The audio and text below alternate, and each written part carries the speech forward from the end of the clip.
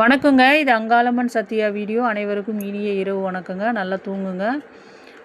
எல்லாருமே நினைக்கலாம், என்ன இந்த வயசுல இவங்கலாம் சாமி சாமின்னு போகிறாங்களே, இல்லை ஒரு மாலை போட்டு போனாலோ, இல்லை ஒரு கோயிலுக்கு போனாலோ சில பேர் கிண்டல் செய்வதுண்டு. சும்மா சாமி சாமி என்ன சாமி வந்தால் சோறு போட போகுது அப்படின்ற மாதிரி பேசுவாங்க. ஒருத்தவங்க தெய்வத்தை நாடி போகிறாங்கன்னா அவங்களுக்கு ஏதோ ஒரு பிரச்சனைக்காக தான் அவங்க தெய்வத்தை நாடி போவாங்க. இப்போ உடல்நல பிரச்சனையாக இருக்கலாம், இல்லை குடும்பத்தில் பிரச்சனையாக இருக்கலாம், ஏதாவது ஒன்று இருக்கும். அதனால் அது சரியாகணுன்றதுக்காக தான் அவங்க போவாங்க.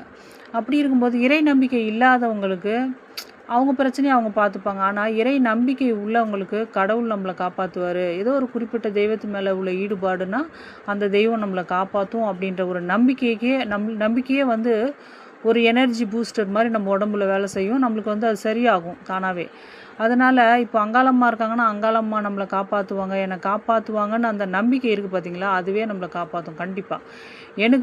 நானுமே உதாரணமாக சொல்லணும்னா, எனக்கு அதிகப்படியான சுகர்னால் கால் கைகளில் பிரச்சனை வரும்போது கூட நான் அதை தான் நினச்சேன்.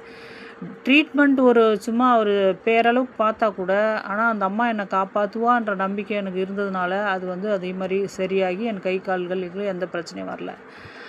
அது மாதிரி ட்ரீட்மெண்ட் எடுக்காமலும் விடக்கூடாது. ட்ரீட்மெண்ட்டோட கூடிய நம்பிக்கை, இறை நம்பிக்கைன்றது முழு பலனை தரும். அதனால் சாமி நம்பிக்கை இல்லாமல் ட்ரீட்மெண்ட் எடுத்தாலும் சில பேர் இறந்தும் போயிருக்காங்க, நிறைய பேர் நம்ம பார்க்குறோம் இல்லைங்களா. அதனால் கடவுள் நம்பிக்கைன்றது நம்மளை கண்டிப்பாக காப்பாற்றும். அதனால் ஒரு நஷ்டமும் நம்மளுக்கு கிடையாது, நன்மை தான் நடக்கும்.